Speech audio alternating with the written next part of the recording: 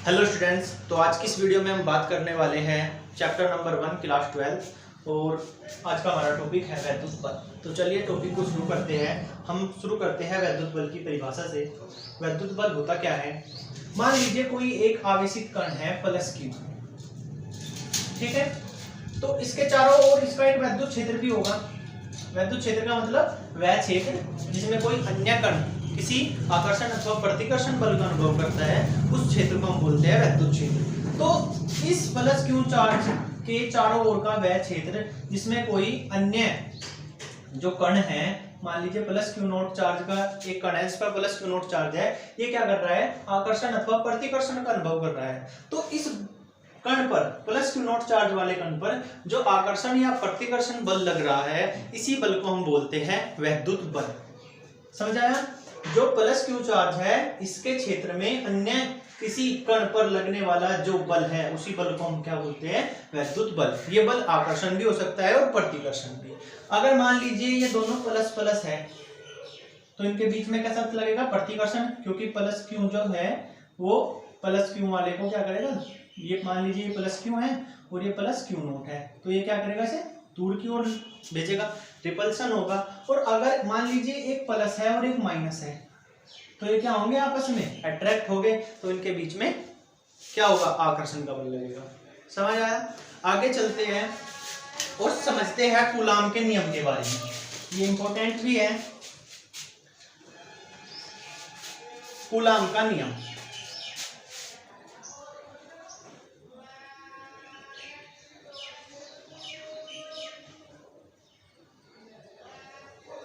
समझते हैं क्या होता है कूलाम का नियम।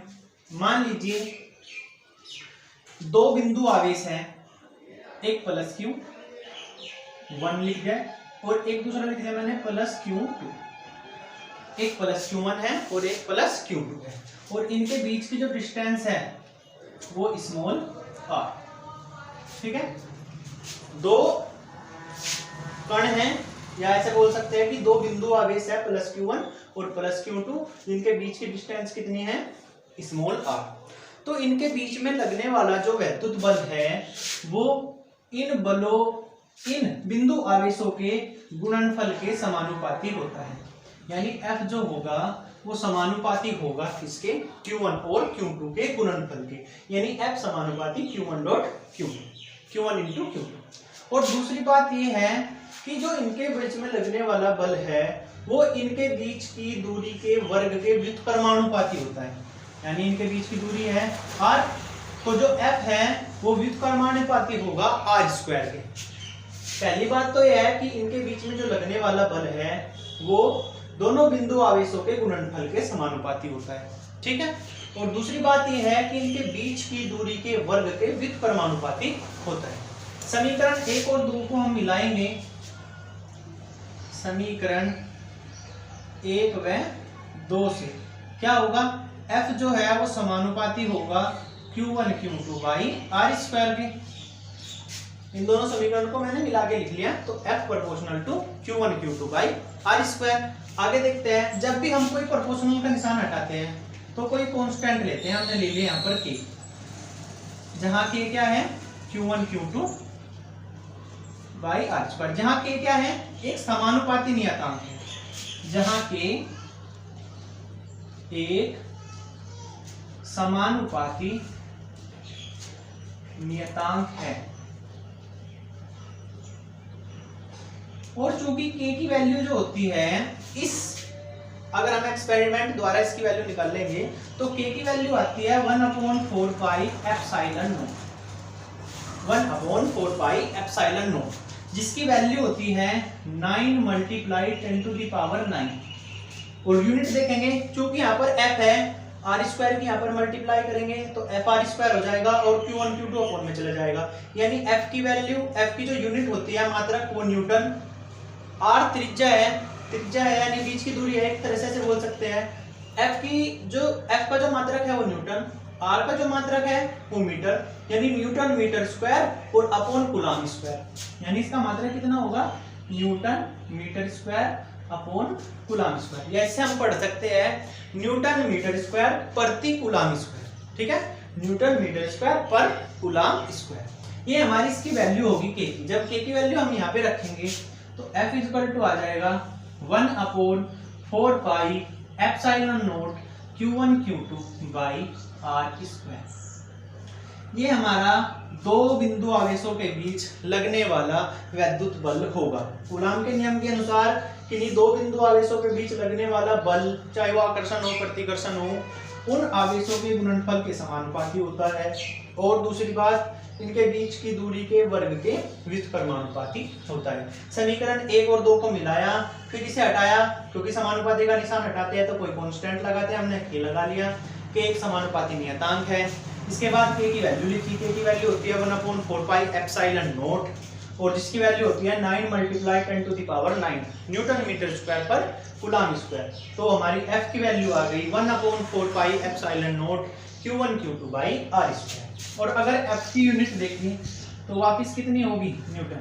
फोर्स तो कोई सा भी हो उसकी यूनिट हमारी न्यूटन ही होगी, या फिर अन्य जो यूनिट है, जैसे न्यूटन तो हमारी MKS है, तो MKS पद्धति में हमारा जो मात्रक है इसका न्यूटन है। अगर हम CGS पद्धति लेंगे तो इसका मात्रक डाइन हो जाएगा। ठीक है, आगे चलते हैं और पढ़ते हैं एप्सिलॉन नॉट क्या होता है। और एप्सिलॉन नॉट की वैल्यू कितनी होती है? अभी अभी हमने पढ़ा कि 1/4 पाई जो है, 1/4 pi epsilon naught equal to होता है 9 × 10⁹ न्यूटन मीटर स्क्वायर पर कूलाम स्क्वायर। एप्सिलॉन नॉट क्या है? हमारी निर्वात की वैद्युतशीलता बोलते हैं। क्या बोलते हैं? एप्सिलॉन नॉट को हम निर्वात की वैद्युतशीलता कहते हैं। और वैल्यू क्या होगी इसकी?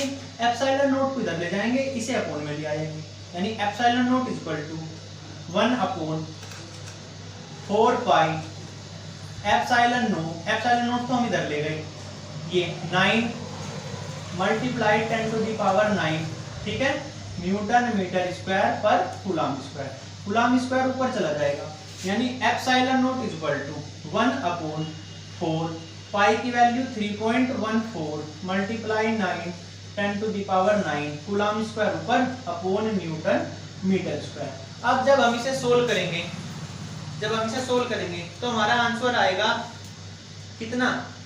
8.85 मल्टीप्लाई 10⁻⁻12। इसकी वैल्यू जो आएगी सोल्व कर 8.85 मल्टीप्लाई 10⁻⁻12। ठीक है, और अगर हम यूनिट देखें तो ऊपर कूलाम है, यानी कूलाम स्क्वायर पर न्यूटन मीटर स्क्वायर।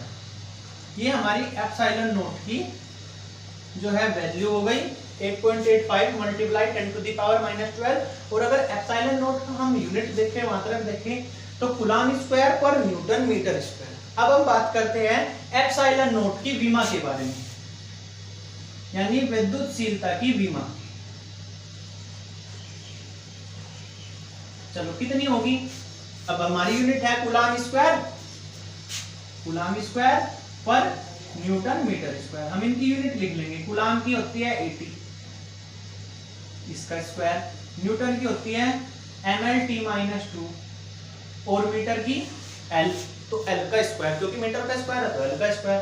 सोल्व करेंगे, A का स्क्वायर हो जाएगा ऊपर, T का स्क्वायर हो जाएगा m L⁻³ और T⁻⁻2। भाई L की पावर 2 और L⁻1, यानी L⁻3 और T⁻⁻2। सभी को ऊपर ले जाएंगे, यानी m⁻⁻1 L⁻⁻3 T⁻⁻2 ऊपर जाकर प्लस की हो जाएगी, तो +2 और +2 +4 T⁻+4 और A⁻2।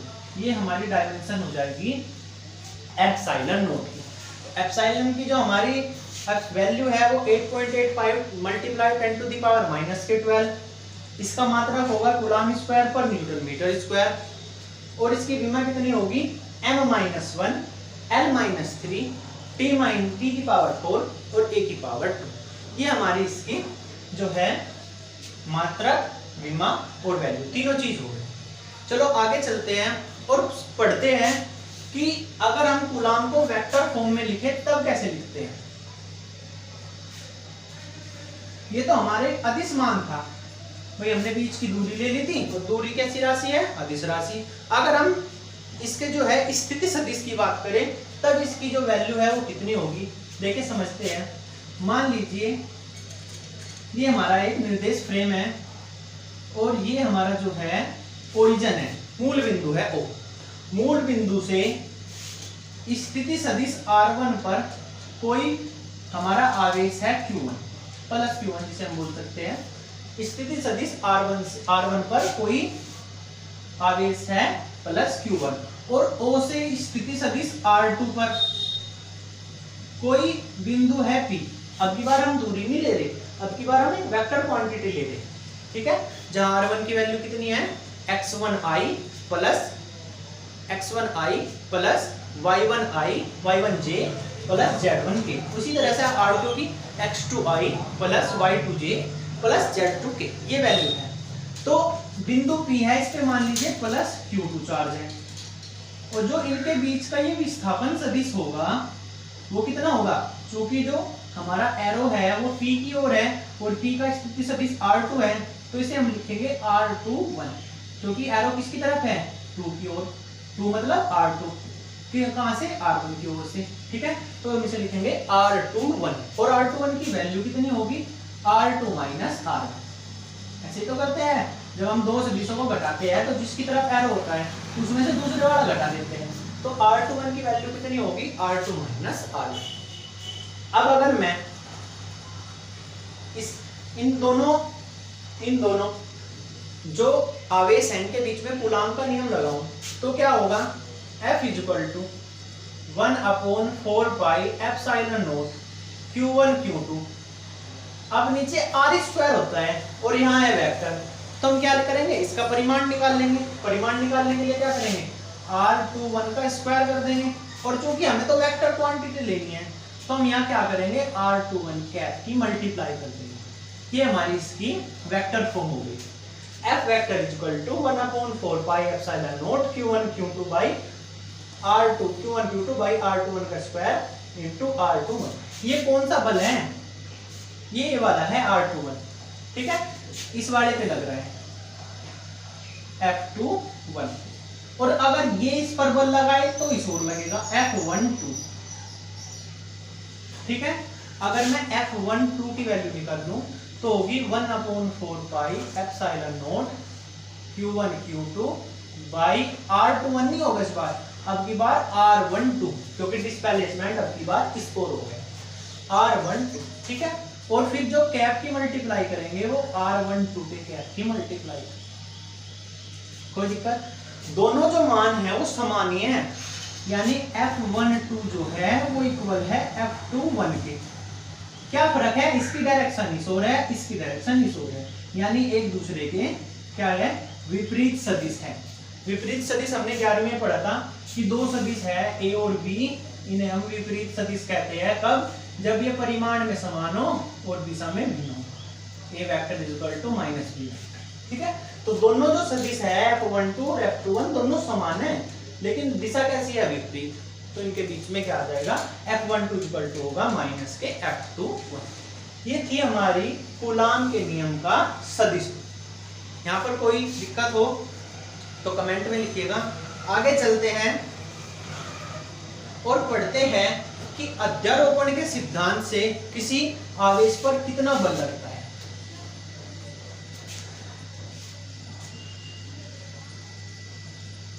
कुमार मित्तल वाली बुक में इस तरह से हेडिंग है इसकी कि बहुल आवेशों के कारण बल, या फिर अध्यारोपण का सिद्धांत। अध्यारोपण का सिद्धांत, अध्यारोपण के सिद्धांत को समझते हैं। क्या होता है, मान लीजिए कोई एक सिस्टम है, एक निकाय है जिसमें n आवेश हैं, q1 q2 q3 dash dash dash qn, q1 q2 q3 dash dash dash qn। मान लीजिए निकाय है जिसमें कितने हैं, n क्या है, हमारे कण है, n आवेश है, ठीक है। और इनकी जो मूल बिंदु से स्थिति सदिश है वो क्रमशः r1 r2 r3 dash dash dash rn है। अब मैं डायग्राम खींच लेता हूं पहले। मान लीजिए ये R1 सदिश पर Q1 है, ये R2 पर Q2 है, ये R3 पर Q3 है, और मान लीजिए ये हमने अलग ले लिया Qn। ठीक है, अब सारे तो खींचना पॉसिबल नहीं है, इसी तरह लिख लेंगे, 3 यूनिट बना लेंगे और एक को डैश कर लेंगे। अब अगर मैं देखूं यहां से यहां तक इस विस्थापन, अगर ये बल पहले वाले का बल लगाए, जो Q2 है अगर Q1 पर बल लगाए तो कितना बल लगाएगा, F12। ये कितना विस्थापन होगा, R12। अगर Q3 इस पर बल लगाए, चूंकि ये सारे प्लस वाले हैं, तो प्लस प्लस वाले क्या करते हैं, एक दूसरे को प्रतिकर्षित करते हैं, यानी ये इस पर इस प्रकार बल लगाएगा F13। और जो ये बल है Qn किस प्रकार लगाएगा, इस प्रकार बल लगाएगा। ठीक है, थोड़ा सा हटके बना लेंगे से, मान लीजिए यहाँ पर है Qn, तो इस तरह से दूर की तरफ करेगा, ये F1n है।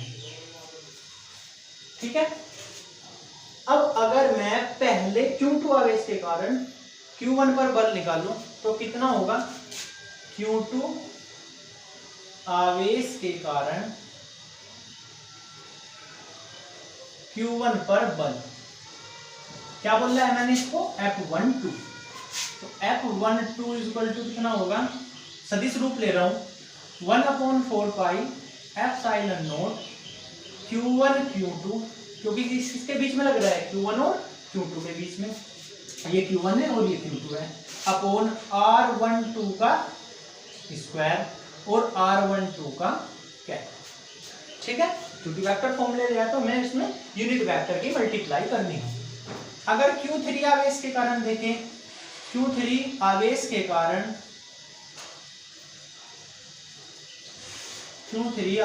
कारण Q1 पर बल, तो कितना होगा, इसे हमने क्या लिखा है, F13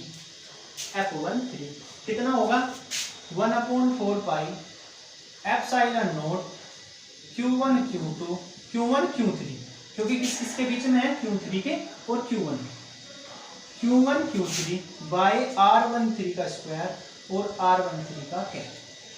ठीक है, इसी तरह से Qn आवेश पर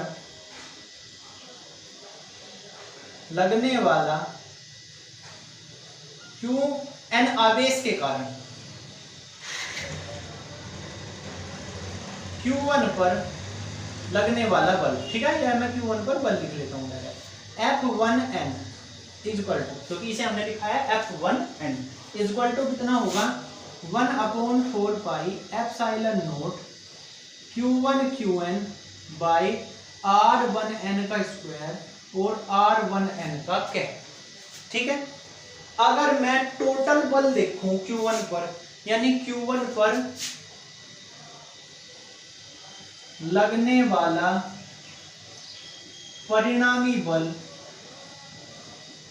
कितना होगा, अध्यारोपण के सिद्धांत से। अध्यारोपण का सिद्धांत क्या कहता है, किसी आवेश पर लगने वाला जो कुल बल है, भाई बहुत सारे आवेश है, ऐसे Q1 पर बल लगा रहे, तो इस पर लगा हुआ जो कुल बल है वो अलग अलग बलों के योगफल के बराबर होता है। यानी अगर मैं इस पर कुल बल लगाऊंगा तो मुझे इन सारों को क्या करना होगा, जोड़ना होगा। ठीक है, इसे मैंने लिख लिया F1, क्योंकि कौन से पर लग रहा है, सारा बल 1 पर लग रहा है, Q1 पर। तो F1 इक्वल टू कितना होगा, सभी को जोड़ देंगे, F12 प्लस F13 प्लस इसी तरह से कहां तक, F1n। अच्छा, इसमें हमने F11 नहीं लिखा, क्यों नहीं लिखा, क्योंकि 1 पर थोड़ी बल लगाएगा, वो तो है ही है 1 अकेला, ये इस पर खुद पर थोड़ी कोई बल लगाएगा, 2 ही तो बल लगाएगा। तो F12 F13 dash dash dash F1n, सभी की वैल्यू लिखूं, F1 equal to 1/4 pi epsilon naught Q1 Q2 by R12 का स्क्वायर और R12 का कैप। अगली वैल्यू लिखेंगे 1/4 pi epsilon naught Q1 Q3, 13 है ना, तो Q1 Q3 बाई R13 का स्क्वायर R13 का cap plus dash dash dash, इसकी वैल्यू लिखेंगे कितनी, 1/4 pi epsilon naught Q1 Qn by R1n का स्क्वायर और R1n का कैप। ठीक है, अब इसमें से कुछ चीज कॉमन आ रही है। क्या आ रही है? एक तो आ गया Q1, ऊपर से सब में Q1 है, और 1/4 पाई एप्सिलॉन नॉट कॉमन बचा गया। यहाँ तो बच गया Q2 अपॉन में R12 का स्क्वायर और R12 का कैप। यहाँ पर ये तो बाहर चला गया, ये और ये बचा गया Q3 अपॉन R13 का स्क्वायर और R13 का कैप। इसी तरह से लास्ट में Qn अपॉन R1n का स्क्वायर और R1n का कैप। ये हमारा क्या आ गया? अध्यारोपण के सिद्धांत से किस पर बल आया? Q1 पर लगने वाला बल। अगर मैं Q2 पर लगने वाला बल देखूं, इसी प्रकार ऐसे लिख सकते हैं, इसी प्रकार F2 की अगर वैल्यू निकाल ले तो कितनी होगी? F2 इक्वल टू कितना? यहाँ पर तो आएगा 2 4 पाई एप्सिलॉन नॉट, पहले तो आ जाएगा 1 Q1 अपॉन R21, क्योंकि अब की बार ये वाला दिशा देंगे, ये वाला लेंगे तो R21 हो जाएगा का स्क्वायर R21 का कैप। Q2 तो आने का नहीं, क्योंकि Q2 का फोर्स नहीं लगाने का। Q3 अपॉन R23 का स्क्वायर R23 का कैप। इसी तरह से Qn बटे R2n का स्क्वायर और R2n का कैप। ये हमारा क्या आ गया? Q2 आवेश पर लगने वाला परिणामी बल। इसी तरह से हम Q3 का निकाल सकते हैं, Q4 का निकाल सकते हैं, Qn का निकाल सकते हैं। ये था हमारा अध्यारोपण के सिद्धांत द्वारा किसी आवेश पर लगने वाला परिणामी बल या कुल बल जिसे हम बोल सकते हैं। आगे चलते हैं और पढ़ते हैं सतत आवेश वितरण, कंटिन्यूअस चार्ज डिस्ट्रीब्यूशन। सतत आवेश वितरण यानी सतत आवेश वितरण के कारण कितना बल लगेगा किसी कण पर, उस चीज को हम पढ़ेंगे। सतत आवेश वितरण को हम 3 भागों में बांटकर पढ़ते हैं। पहला है रेखीय आवेश वितरण। ठीक है, रेखीय आवेश वितरण जिसे हम रैखिक आवेश वितरण भी कह सकते हैं। दूसरा है पृष्ठ आवेश वितरण।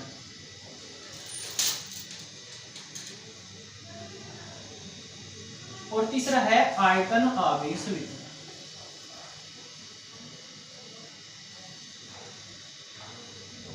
अब अगर आपके पहले वाला समझ में आ गया तो दो तो ऑटोमेटिक ही समझ में आ जाएंगे। चलो समझते हैं। सतत रेखीय आवेश वितरण, जैसे रेखा से बात पता चल रहा है, यानी हम क्या करेंगे, किसी रेखा पर क्या करेंगे, कोई चार्ज डिस्ट्रीब्यूटेड करेंगे, कोई चार्ज देंगे और उसके कारण किसी दूसरे बिंदु पर जो बल लगेगा उसे निकालना है।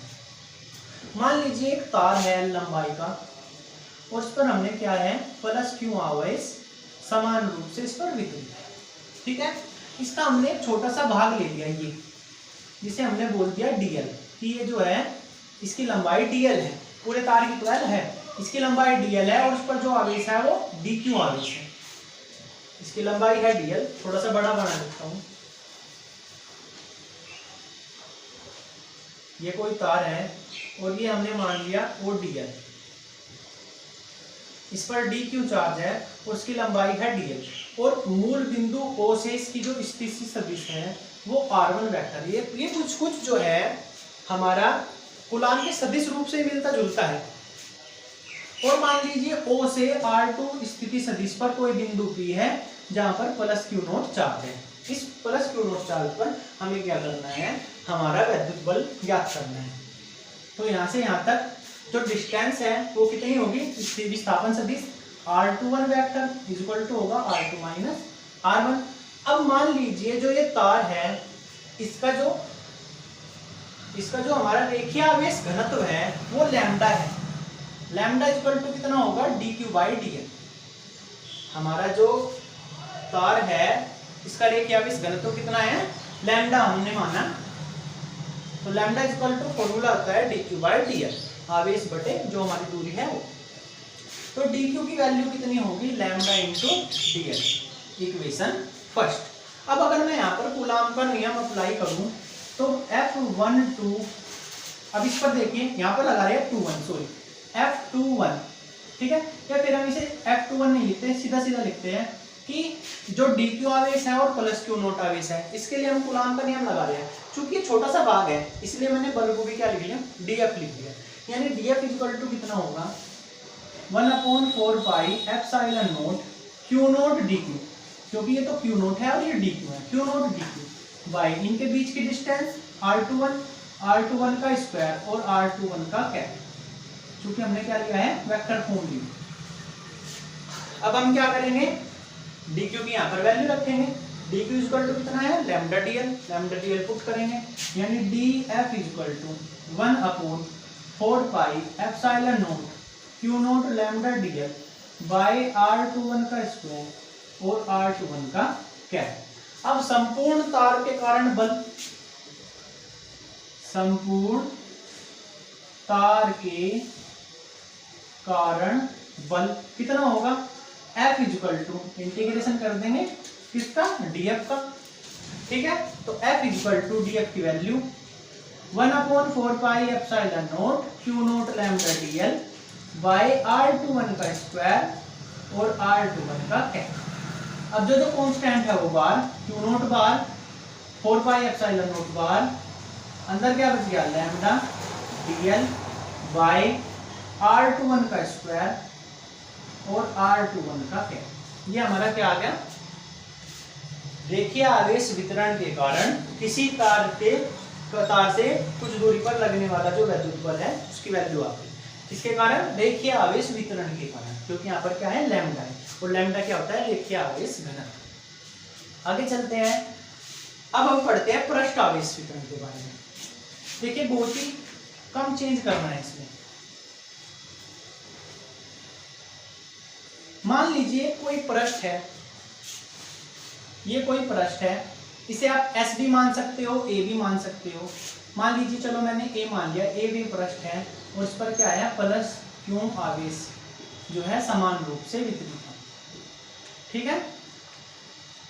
हमने इसमें एक छोटा सा भाग मान लिया ये, जिसे हमने क्या लिया, dA, ठीक है। A मानना है ना सारा, तो इसे हमने क्या लिया, dA की जो ओरिजिन से स्थिति सदिश है वो r1 वेक्टर है, ठीक है। और r2 वेक्टर पर एक दूसरा कोई बिंदु P है जहां प्लस q नोट चार्ज है, और dA से यहाँ का विस्थापन सदिश कितना होगा, r21 इक्वल टू होगा r2 माइनस r1, सेम है ना पहले जैसा। अब यहाँ पर चेंज क्या हो रहा है, क्योंकि हमने सरफेस ले लिया, पृष्ठ ले लिया, तो पृष्ठ आवेश घनत्व सिग्मा इक्वल टू होता है dq बाई dA, ठीक है। वहां पर तो क्या था, लैम्डा था, कितना था, dq बाई dl। अब क्या आ गया, पृष्ठ आवेश, तो पृष्ठ आवेश घनत्व सिग्मा से प्रदर्शित करते हैं, कितना होता है, dq बाई dA, यानी dq equal to sigma dA, ठीक है। अब इन दोनों आवेशों, मान लीजिए यहाँ पर dq चार्ज है, इस dA आवेश, dA पृष्ठ पर मान लीजिए प्लस dq चार्ज है। अब हम क्या करेंगे, इनके बीच में विद्युत बल ज्ञात करेंगे। तो कूलाम के नियम से dF equal to 1/4 pi epsilon naught q naught dq by r21 का स्क्वायर और r21 का कैप। अब हम dq की वैल्यू रखेंगे, कितना, सिग्मा dA, वहां पर कितना लिखा था, लैम्डा dl, अब हम लिख रहे हैं सिग्मा dA, यानी dF equal to 1/4 pi epsilon naught q naught sigma dA by r21 का स्क्वायर और r21 का कैप। ये हमारा इस छोटे से पृष्ठ के कारण क्या है, वैद्युत बल आया है। अगर संपूर्ण पृष्ठ के कारण निकाल लें, संपूर्ण पृष्ठ के कारण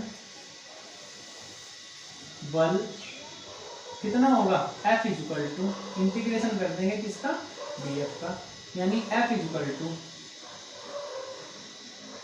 कितना होगा, वैल्यू रखेंगे 1/4 pi epsilon naught q naught sigma dA by r21 का स्क्वायर और r21 का कैप, और जो कांस्टेंट है वो बार, यानी F equal to q naught upon 4 pi epsilon naught आ गया bar sigma dA by r21 का स्क्वायर और r21 का कैप। ये हमारा पृष्ठ आवेश घनत्व के कारण जो हमारा वैद्युत बल है वो आ गया। ठीक है, सेम है, बस वहां पर यहाँ क्या था, लैम्डा डीएल था, बाकी सारा सेम है। यहाँ पर सिग्मा डी है। आज का लास्ट टॉपिक पढ़ते हैं, आयतन आवेश वितरण के कारण हमारा कितना वैद्युत बल किसी बिंदु पर, किसी बिंदु आवेश पर लगता है। सेम ही है ये भी। मान लीजिए कोई आयतन है V, जिस पर क्या है, प्लस क्यू आवेश समान रूप से वितरित है। और मान लीजिए ये एक छोटा सा अवयव है जिसे हमने बोल दिया dV। ये dV आवेश है और इस पर dq चार्ज है। और मूल बिंदु से जो इसकी स्थिति सदिश है वो कितना है, r1 वेक्टर। और मूल बिंदु O से r2 वेक्टर पर कोई अन्य बिंदु P है जहां पर प्लस क्यू नोट चार्ज है और इनके बीच का जो विस्थापन सदिश है वो r21 है, इक्वल टू होगा r2 माइनस r। ठीक है, जो आयतन आवेश घनत्व है उसे हम रो से डिनोट करते हैं। रो इक्वल टू होता है dq बाई डी। रेखीय आवेश घनत्व तो होता है lambda equal to dq by dl। पृष्ठ आवेश घनत्व होता है sigma equal to dq by dA। और आयतन आवेश घनत्व rho equal to dq by d। तो dq की वैल्यू निकाल लेंगे, dq इक्वल टू हो जाएगा रो d। अब इनके बीच में कूलाम का नियम लगाएंगे, क्या होगा, dF equal to 1/4 pi, vector form लेंगे, epsilon naught q naught dq by r21 का स्क्वायर और r21 का कैप। ये तो सारे ही तीनों के तीनों में सेम ही है। अब हम dq की वैल्यू रख देंगे, dF equal to 1/4 pi epsilon naught q naught rho dv by r21 का स्क्वायर और r21 का कैप। अब हम निकाल लेंगे संपूर्ण आयतन के कारण, संपूर्ण आयतन के कारण, आयतन के कारण बल कितना होगा, F equal to integration dF। dF की वैल्यू रखेंगे, यानी 1/4 pi epsilon naught q naught rho dV by r21 का स्क्वायर और r21 का कैप। अब यहां से जो कांस्टेंट है वो बार, यानी q naught upon 4 pi epsilon naught bar, q naught upon 4 pi epsilon naught bar, बचेगा क्या, रो dV बाई r21 का स्क्वायर और r21 का कैप। ये था हमारा आयतन आवेश वितरण के कारण किसी बिंदु पर कितना बल लगता है। आज के इस टॉपिक में हमने सीखा वैद्युत बल के बारे में, वैद्युत बल, फिर कूलाम का नियम, कूलाम के नियम का सदिश रूप, इसके बाद में हमने अध्यारोपण का सिद्धांत और उसके बाद में सतत आवेश वितरण के कारण किसी बिंदु पर कितना बल लगता है। ये सारी चीज हमने आज सीखी है। अगली वीडियो में हम बात करेंगे वैद्युत क्षेत्र की तीव्रता के बारे में। मिलते हैं जल्दी ही अगली वीडियो में। तब तक के लिए अगर आपको ये पसंद आया है तो अपने दोस्तों को शेयर कीजिए। धन्यवाद।